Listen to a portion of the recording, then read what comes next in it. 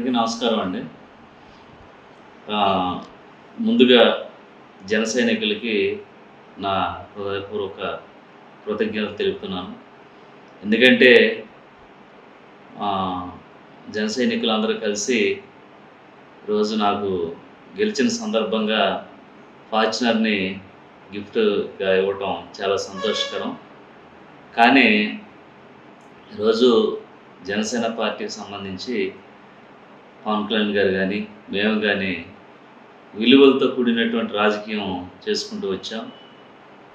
అలాగే ఈరోజు మీరు మాపై పెట్టుకున్నటువంటి మీ ప్రేమ ఆప్యాయతలకి ప్రతి ఒక్కరు కూడా నా హృదయపూర్వక కృతజ్ఞతలు తెలుపుతున్నాను.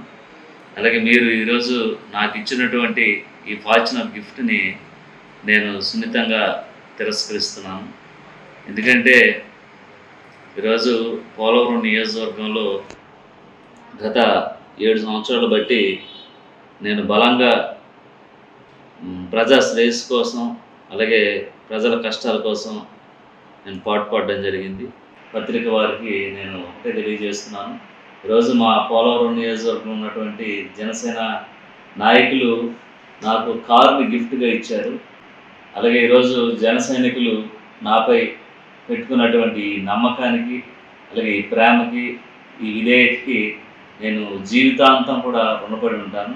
అలాగే ఈరోజు మీరు ఇచ్చినటువంటి గిఫ్ట్‌ని మళ్ళీ మీకే తిరిగి ఇవ్వడానికి నేను మనస్ఫూర్తిగా మీకు తిరిగి ఇస్తున్నాను.